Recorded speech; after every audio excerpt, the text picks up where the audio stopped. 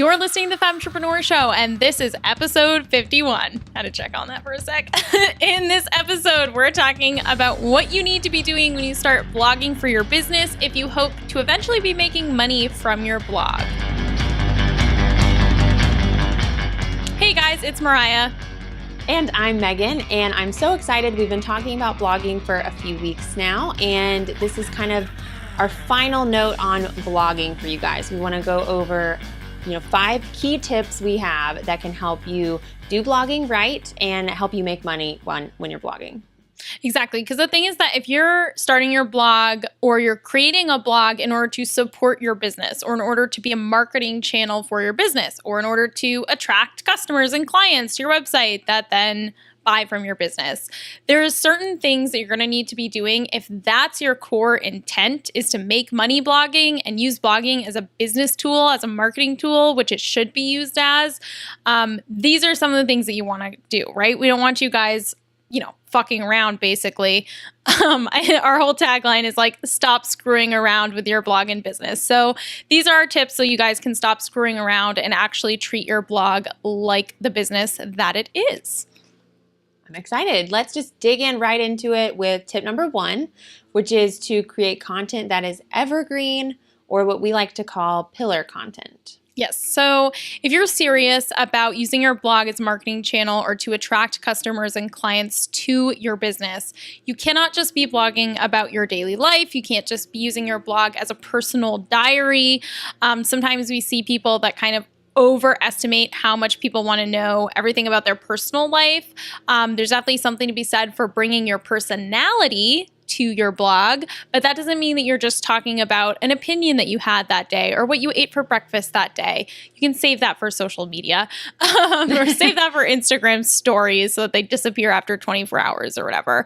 And you also don't want to be blogging about events that then become outdated like a week later, right? So if you blog about current events or you're like, oh, I'm so upset about this thing that's happened this week, that is not what we call evergreen content. It is not pillar content. It's something that becomes irrelevant a couple days later, and then it just goes into the ether to die.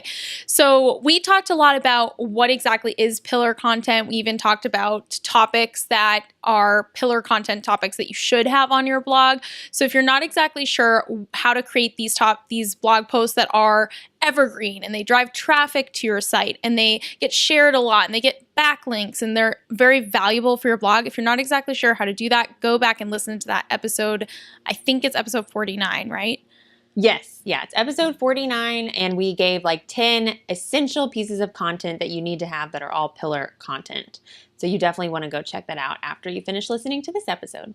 And then once you've listened to that episode, make sure that that's the only type of content that you make from there on out. If you've been making this particular mistake, just make sure that from here on out, you correct that and that you create these evergreen types of posts. Okay. Yeah. And I want to say one last thing on that, that I know a lot of us follow maybe lifestyle bloggers or that type of blogger where they do share some personal information. And I just want to reemphasize that we're coming at this from this being your business and that this isn't necessarily a lifestyle business per se. So yes. If and you've not seen necessarily that around, it definitely exists, but it's not necessarily, those people are making money in a totally different way. Those people might be talking about what they ate for breakfast that day because they're being sponsored to talk about what they ate for breakfast that day. And they're making money doing that. Or oh, these are the shorts I wore. And they're getting paid to say that, which is totally fine. That's that business model of sponsored posts or advertising or maybe an affiliate link to the clothes that they wear, the jewelry that they wear, or makeup that they use or whatever. We obviously here at Femtrepreneur focus a lot on people who sell digital products. So you want someone to come to your website, you want them to click on your link to your product, you want them to buy from your website. It's a totally different model, in which case that lifestyle blogging thing doesn't necessarily translate. Yeah, perfect. I just wanted to touch on that in case anyone was thinking, it's a good point. Well, they do that. So no, and there's tons of people who are super successful doing that. I think it depends on how are you making money. And if you make money that way, then go for it. Okay. So our second tip for you, if you're going to be using your blog to grow your business, bleh. Tongue twister. Yeah. Is to start guest blogging before you fill up your own archives with your own blog posts that no one is reading. So if you don't have an audience yet, this can sound really counterintuitive to a lot of people. A lot of people are like, wait, I think I should have, 20 blog posts on my blog before I pitch a guest post, because if I pitch a guest post and they look at my blog and they don't see a lot of content, then they're not going to say yes, blah, blah, blah. This could not be farther from the truth. What you should be doing, the strategy you should be using, is to start guest blogging before you start putting a lot of content on your website, for the simple fact that you don't have traffic yet and you don't have an audience and no one is reading your blog post yet. We'll talk about in the next tip how many blog posts you should have live before you start guest blogging, or when you actually launch your blog. But what you should do is immediately start pitching guest posts with just a couple of blog posts on your website. You can start pitching guest posts and actually getting your writing and your content in front of other audiences that already exist, right?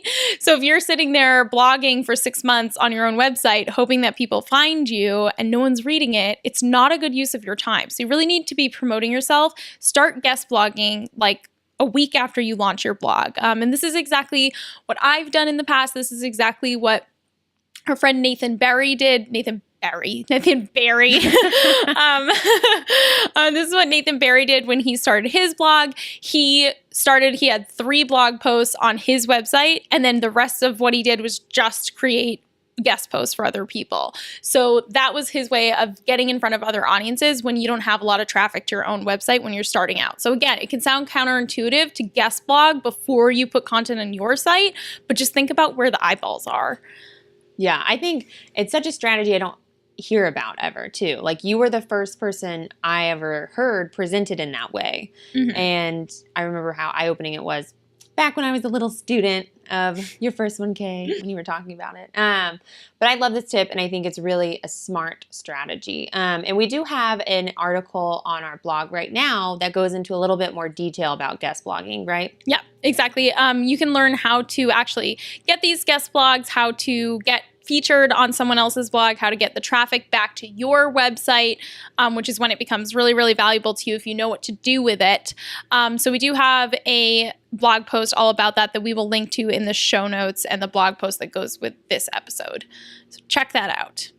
Okay. And you kind of hinted at tip number 3 already, which is how many articles you should have live when you launch your blog. So what's the magical number? I think it's around 3 to 5. Like, if you have 3 to 5 articles live when you launch your blog, or when you start pitching guest posts, if you have 3 to 5 articles on your website by then, that's plenty. You do not need to have like a 6 months worth of archives, or you don't have to like falsely create 25 blog posts and publish them all the first week that you launch your blog. Like that, it's really more, overall, it's about quality over quantity. So if someone goes to your website and they see like 3 high quality blog posts, they'll be like, wow, yeah, that's awesome. I want that on my website. So think more quality over quantity. I know there's one of my favorite blogs right now that I'm currently obsessed with, has like, I think 6 blog posts on it total. And I just keep rereading them because I'm like, there's so much juicy stuff. There's so many like juicy marketing tips in each epic guide. I'll just keep rereading these like 6 blog posts because they're so good. But I really do think it's like, and he's getting like so much, like he talks about pretty honestly and openly about his traffic and stats and stuff. And he has like really good traffic for having like 6 fucking blog posts and maybe posting like once a month. So anyway, less is more. You don't have to have a ton of articles when you first launch. Again, kind of counterintuitive. You might have heard people say otherwise, but don't get caught up in those numbers of looking more legit because you have more content. Right. I think as long as you touched on this, but I think as long as the 3 to 5 articles you have are pillar content, which we talked about in the first point, then it's going to be so impressive because as a reader, if you've ever come to a blog and you can tell when you've hit a pillar piece of content that's just like mind blowing. Yes. Like when I first came across Backlinko, I was like, oh my God, I have to share these blog posts with everyone I know because they're so good. So, like a well-researched SEO, read his epic guides. But yeah, so I think that's the key is like cleaning up, maybe even if you have been blogging for a little bit and you've been making that mistake of not having pillar content, cleaning out what you've already published and making sure what remains is pillar content is also really helpful. Yes, for sure. Okay. And if you guys are listening to this and you guys want to start a blog that makes money, you want to create a profitable blog, we have a free course that I think more than like 12,000 people have been through at this point. Yeah, it's over 12,000. Yeah, over 12,000 people have been through Build a Profitable Blog. It's a free course that is honestly better than what other people charge for. And I'm not just saying that. We get emails every single day from people saying like, I can't believe you don't charge for this course. This is like the best blogging course out there and it doesn't even cost money. So go check out Build a Profitable Blog. We will have a link to it in the blog post for this episode at, what is it? thefemshow.com thefemshow.com/51. /51. Awesome. Yeah, /51. so you can go there. Yep. It's so good. Okay. So tip number 4 is to only have 3 to 5 blog categories to keep your content really focused. Yes. So this is something I've made the mistake of because when I first started Femtrepreneur, I was like, I want to be about every type of business. I wanted to have like brick and mortar business tips and like I don't know, service-based business tips and info product business tips. And I wanted to have every kind of business. That's far too big, right? That's like way too big. And that's not niche enough. But it sounds smart strategy. Like it's not a smart strategy for actually becoming an expert in Exactly. something. So what we always recommend is when you're starting out, you start super niche, super specific, and super tiny. What might happen over time is that you have reasons or you actually have like the time and energy to maybe expand what type of content you create or the categories of your blog. But you should really start with 3 to 5 because the worst thing you can do is be blogging about all these random disjointed topics and really not sticking to your niche, and that can just confuse your readers. So imagine if I am a dedicated follower, but half the time I go to your website, you're talking about something that I don't care about. Like I'm going to your website for yoga tips, and then half the time you're talking about like, I don't know, something unrelated to yoga, which is like 90% of everything else in the universe. Like there's a lot of things I could choose to say, but I'm just blanking. Coffee. Like, I don't know. You're talking about something else entirely that's just a different hobby of yours. Half of the time I'm going to go to your website and be kind of turned off or just be like, this isn't for me. And then I'm just going to forget about it altogether. So really, really stick to 3 to 5 niche categories within your blog and don't go outside of that, no matter how tempting it is. Yeah, I think that's such a good point because a lot of times we see successful business owners maybe talking about more than that. But I think you made a great point that they didn't start out that way. I think we see a similar thing. Y'all know I've been doing some YouTube stuff lately and researching it. And so you'll see big YouTubers with huge followings do not care about titling their videos in any way where you know what it's about or with keywords. They totally just make it eye-catching because they have the ability to do that now because they have the audience. So once you have the audience in your blog to test out new topics or expand what you're talking about, then you'll be able to because you already have the, traffic and the audience and the community to do that in a smart way. But when you're just starting out, you want to stand out, and the best way to do that is with a really, really clear niche where you can become the expert in that small pond when you're first starting out. Definitely. Stick to your niche, guys. Even if you you could just on a shirt. I know. Even if you guys could just have like one, I don't know, it's like so much better to be known as like this one tiny specific thing. Like I help people just only work on their webinar pitches. I don't even teach them how to do webinars. I just help them refine their pitch or something. It's like something so tiny and specific is what people are looking for. That's kind of how Megan Min's was for the first part of its life, where it was just all about Squarespace. Like, yes, every blog post was about Squarespace, and it was like a tip or a hack or like a tutorial. And like I very quickly, with just a handful of blog posts, became known as like a Squarespace expert. Yes. And it like kind of surprised me, not because I didn't think I knew what I was doing, but because it happened so quickly with so few blog posts, but it was pillar content and it stood out. So yeah, it's definitely a good way to go. I love that. I love that. And then people started tagging you in groups and just being like, oh, you need Squarespace help? Go check out Megan and go to her website, and people start promoting your website for you in different Facebook groups. And that is the type of thing that can only happen if people know exactly what your specialty is, not if you try to blog about everything. Totally. Okay, so last tip number 5, Mariah, what is it? Tip number 5 is that your blogging process is 80% promotion and 20% creation. Now, I am the first to announce that I am really bad at this because my comfort zone is like writing, creating the content, like just jamming away on the keyboard for 9 hours is where I'm happiest. So I would love to do that all day.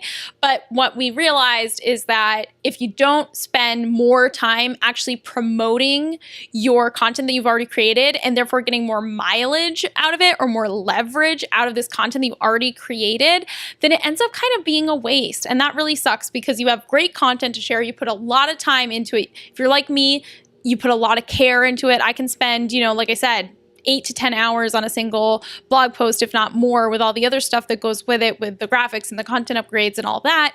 I mean, you put a lot into it, so you should put at least as much into the promotion, but technically you should actually put more into the promotion. Yeah. I think this is something that I know as a beginner blogger, I struggled with this concept because when you're just writing, you're behind closed doors, you're behind the scenes, it's already vulnerable to blog. Like I think when you're just starting out, just the act of putting your writing out into the world is vulnerable. And so then the idea of like actively promoting it is like even more terrifying. Yeah. So I totally get the like inclination to not want to do it. But we can see, years down the road now, how much it pays off when you do put the time and energy into promoting it and not just publishing it and letting it sit there and hoping it does well. When you take those extra steps, they make a huge difference, and you can really tell a difference in how effective a blog post is and what it can do for your business. The amount of traffic it can bring in, new eyes, new email subscribers, all of that will increase the more that you promote it. I feel like it's one of those things that actually has a direct correlation where your results, like if it's a pillar piece of content with a smart content upgrade to help get people on your email list or a freebie that's related, the more you promote it, you're going to see a result. Like you're going to get more people subscribed, you're going to get more traffic. And it's like one of the few things I feel like it's just, there's not like a lot of complexities to it.